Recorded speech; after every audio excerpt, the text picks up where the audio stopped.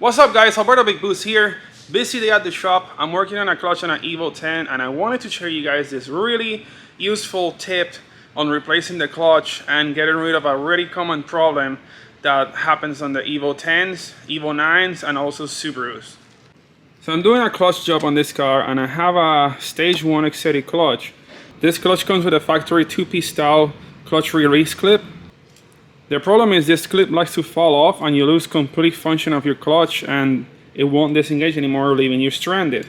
That's where the guys over from ACT designed a new monolock collar, which is one piece design. It's only made of one piece, nothing can fall off, and then you don't have that common problem that happens in the Evos where you get stranded because this thing releases and then you have no clutch. The throttle bearing pretty much goes into this. And what holds the throttle bearing onto the pressure plate is this clip. So this clip goes installed like this. And then you see you can press it down. When you press it in, you can release it. When it pulls back up, it locks the collar in place. So what happens if you clutch kick, sometimes the clip falls off and the ring falls into the clutch, doesn't lock into this little groove anymore, and you can't pull on your clutch anymore since this is a pull type clutch. So we are discarding the factory 2-piece design and we're gonna be using the monologue collar on this build. I've already got the flywheel resurfaced. It's already torqued down to 96 foot-pounds using red thread locker. Then we have the clutch that was in the car here. This literally was used 100% of the way. There is absolutely no clutch left. It completely disappeared. And you can see it's like all the fibers are stuck everywhere, including a handful that I took from the transmission area. The Evo is now finished and ready to go. Meanwhile, the E36 is gonna get some work done today. I went ahead and mounted the Nuke Performance catch can, but I need to secure it into the engine bay. So for that, I'm gonna use a new tool that I got today. I've ordered a rib nut tool so I can put threaded inserts into anywhere I want in the engine bay or the rest of the car. This enables me to attach components to anywhere I want with a nice and secure option. Then I also got some more goodies from TurboSmart. I ordered some 6mm vacuum hose and I also got 4mm vacuum hose. This is really high heat resistance, so I'm gonna be using this for the wastegate, the valve, the map sensor, and fuel pressure regulator. Then to keep it from coming off, I got these clamps. It's the best way to secure your hoses and you don't have to worry about your zip ties melting. Which reminds me, I had a lot of issues with the zip ties melting back on the E36 when I had the M52 in there. It used to melt the zip tie on the wastegate hose all the time and it would cause my car to go over boost and potentially blowing up. So I got the crankcase ventilation hoses done and I joined them to my Nuke Performance Competition catch can. This is a small version, so it's extra short. That way it fits here, no problem. I made a slight modification to the bracket where this leg was all the way over here. I cut it, I re-welded it here. Then I sanded it down to match the original surface appearance. And then this will literally bolt on like this right here in this corner. So I'm gonna have to put 2 rib nuts here. That way I can secure the catch can in place. I run the lines for my oil cooler as well as my power steering cooler. I am using a Dash 10 inlet and outlet oil cooler and I got these adapters from Vibram, which goes from Dash 10 to Dash 6. Also, the reason why I have 2 different sizes of vacuum line, the wastegate line will use a 6mm, but then you'll see that on the fuel pressure regulator it has a way smaller fitting and this one will use a 4mm vacuum hose. I installed a 6mm shank onto the tool. Now we grab our 6mm rib nut, we thread it into the shank here. Now we're gonna install the rib nut onto the counter. Pretty much put it flush, twist, press this thing. It's pretty hard though, but it's not impossible. Then I like to twist it a little bit more, then kind of get it a little bit better in there. Now we unscrew it, rib nut is installed. And we repeat the same thing with the other side. The catch can is now installed. You can see it has a pickup valve to drain it out the bottom. Then it has 2 6mm bolts holding it up. There's 2 Dash 10 lines going to the valve covers and this catch can setup is ready to go. And then we have a working throttle body. I finally installed a new throttle cable. I'm not sure which car this cable comes out from. The same people that makes this manifold sell the cable, but they don't specify what car the cable comes from. I know some people said it maybe from a Camry works. I tried buying a Camry one, it didn't really work, but this one sure does work, fits excellent. With some minor modifications to the flange, I just have to put a bolt there to secure that flange into the firewall. I ended up TIG welding one cable to another and it actually worked pretty good.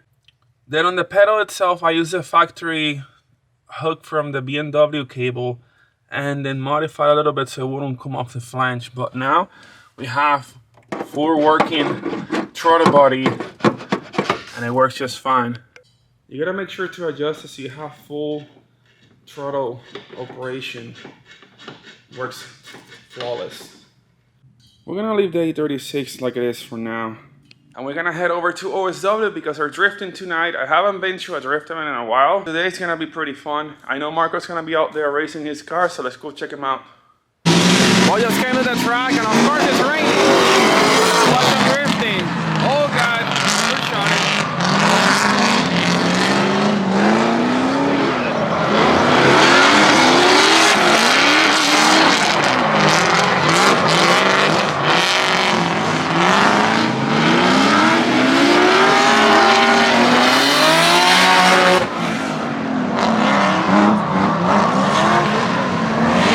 This is not what I had in mind when I wanted to come to the track and spectate after like a couple months out of this.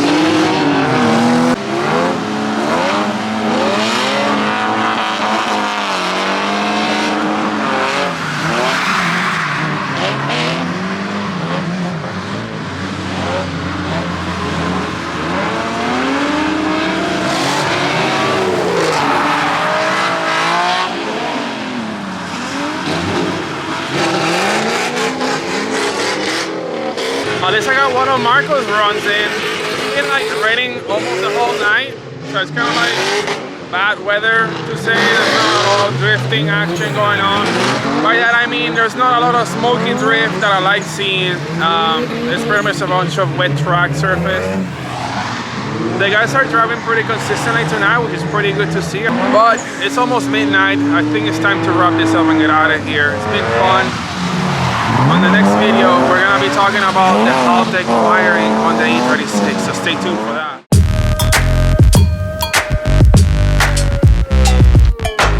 ¿Dónde llegamos, Alberto?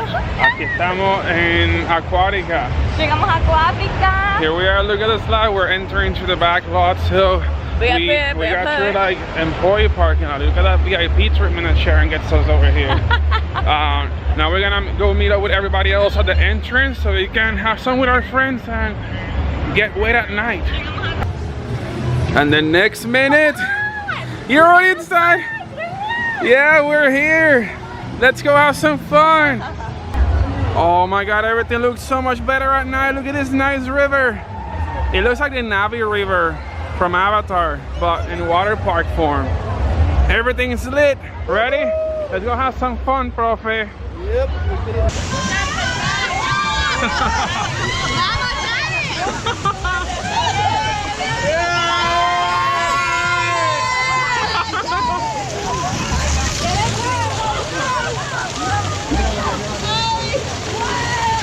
El charro.